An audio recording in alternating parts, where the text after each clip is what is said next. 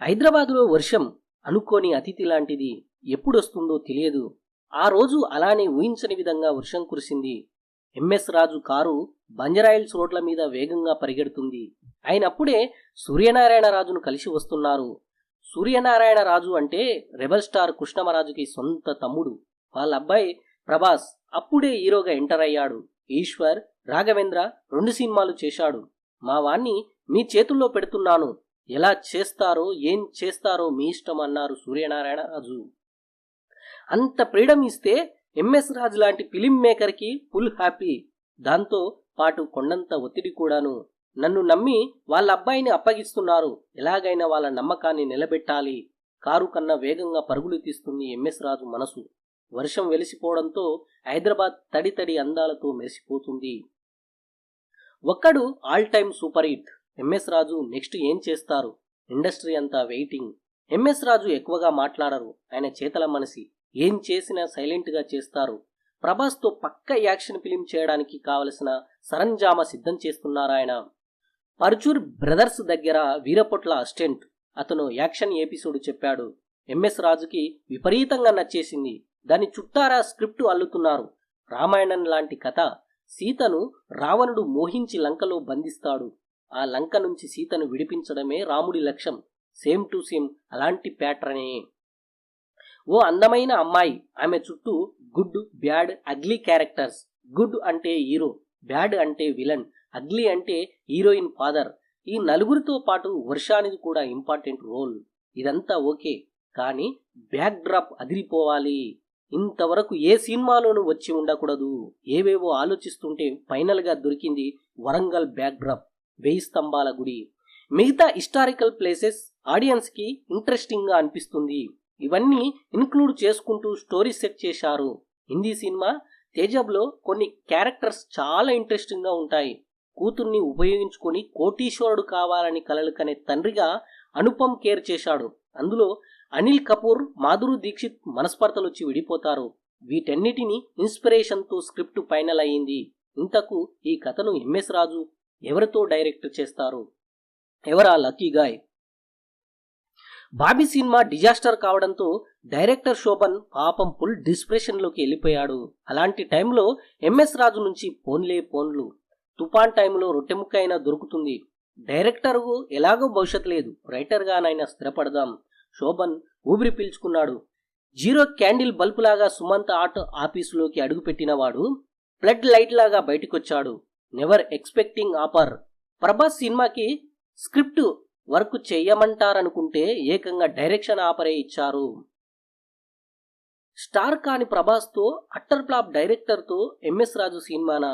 మరీ ఇంత మొండి ధైర్యమా? ఈ టైంలో ఏటికి ఎదురీదడం అవసరమా?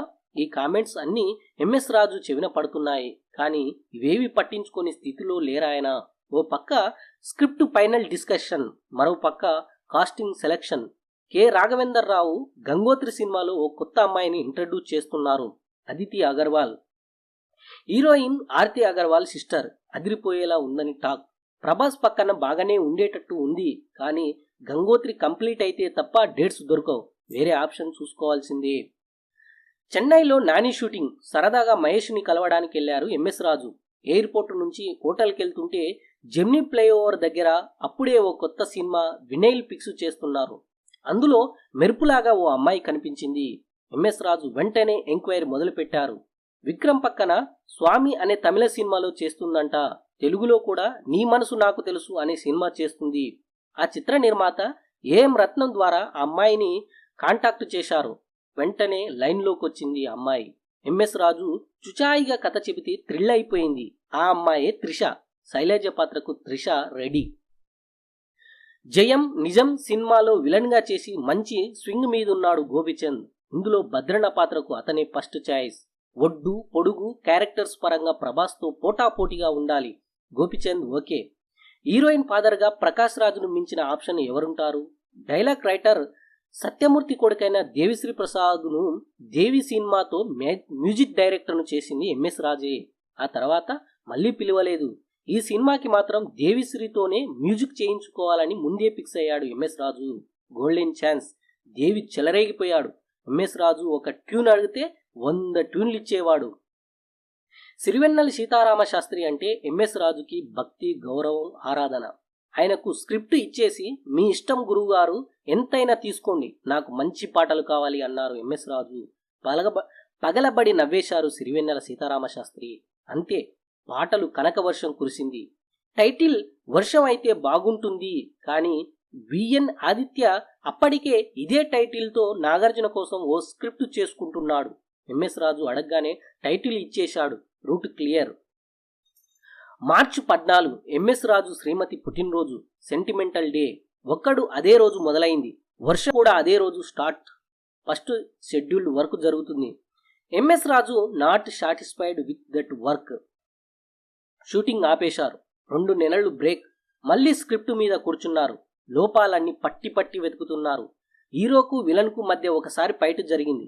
రెండోసారి కూడా ఫైట్ పెట్టాల్సిన పరిస్థితి, కానీ పెట్టకూడదు. అంత ఎఫెక్ట్ వచ్చేంత డైలాగ్ పడాలి. పర్చూర్ బ్రదర్స్ ఇలాంటి వాటిల్లో మాస్టర్స్. శైలు కోసం నేను 100 సార్లు చస్తాను, నువ్వు ఒక్కసారి చస్తావా అని హీరో విలన్ను అడుగుతాడు. ఆ ఒక్క డైలాగ్తో విలన్ బుర్ర తిరిగిపోయేలా కొట్టాడు హీరో. ఇలాంటి కరెక్షన్స్ అన్నీ చేసేశారు. ఇప్పుడు స్క్రిప్ట్ పర్ఫెక్ట్. మళ్ళీ షూటింగ్ స్టార్ట్. రైల్వే స్టేషన్లో ఓ పాట. అలా ఇలా ఉండకూడదు, మత్తెక్కిపోవాలి. ప్రభుదేవ లాంటి కొరియోగ్రాఫర్ కావాలి. అప్పుడు అతను ఆర్టిస్టుగా చాలా బిజీగా ఉన్నాడు. ఎంత బిజీ అంటే కొరియోగ్రాఫర్ని కూడా పక్కన పెట్టేశాడు. కానీ ఎంఎస్ రాజు లాంటి వాడు అడిగితే కాదనగలడా? జీ హుజూర్ అంటూ వచ్చేశాడు. తిరుపతికి 40 కిలోమీటర్ల దూరంలో వనపాకం రైల్వే స్టేషన్. ప్రభాస్, త్రిష, వందలాది మంది జూనియర్ ఆర్టిస్టులు, 60-70 మంది మోడల్స్తో 1 వీక్ తీశారా పాట. ఎన్నాళ్ళ గుర్తొచ్చావే వాన, ఎన్నాళ్ళని దాక్కుంటావే పైన అనే పాట. పూతలపట్టు రైల్వే స్టేషన్, పాత బస్తీలోని సుల్తాన్ బజార్, శంకరపల్లి దగ్గర భారీ షెట్, ఇలా చాలా యాక్షన్ ఎపిసోడ్స్ తీశారు. వరంగల్లో 10 డేస్ షెడ్యూల్ చేశారు. ఇక్కడ తీసిన సినిమాలేవి ఆడలేదన్నాడు ఒకతను. ఈ సినిమాతో ఆ సెంటిమెంట్ పోతుందిలే అని చెప్పారు ఎంఎస్ రాజు చాలా కాన్ఫిడెంట్గా. ఎంఎస్ రాజుకి అరకు వ్యాలీ సెంటిమెంట్. అక్కడ తీసిన ఆయన సినిమాలన్నీ ఇట్టే. అందుకే అరకులో కొన్ని యాక్షన్ సీన్స్, ఒక సాంగ్స్ తీశారు. Introduction shot heavy risk. క్వారీలో బాంబు పేలుళ్ల మధ్య షాట్స్ తీయాలి. డూపు పెడదామంటే ప్రభాస్ ఒప్పుకోలేదు. 140 వర్కింగ్ డేస్లో సినిమా షూటింగ్ కంప్లీటెడ్. 5 కోట్ల బడ్జెట్ తేలింది. ఈ సినిమాతో ప్రభాస్ పెద్ద రేంజ్కి వెళ్తాడు. ఇది ఎంఎస్ రాజు ప్రిడిక్షన్. ఇంతకు మించి వర్షం గురించి ఒక్క ముక్క మాట్లాడలేదాయన. 2004 సంక్రాంతి మంచి పొటాపోటీ సీజన్. ఎంఎస్ రాజు కాన్ఫిడెన్స్ గెలిచింది. వర్షం super duper hit. 120 prints, 200 theatres. Second week వచ్చేసరికి ఇంకా 80 ప్రింట్స్ పెంచాల్సిన పరిస్థితి. ప్రభాస్ ఇప్పుడు స్టార్. చిరంజీవికి ఖైదీలాగా ప్రభాస్కి ఇది టర్నింగ్ పాయింట్. హాయ్ ఫ్రెండ్స్, ఇది వర్షం సినిమా గురించి ఇంట్రెస్టింగ్ అప్డేట్స్. బాయ్.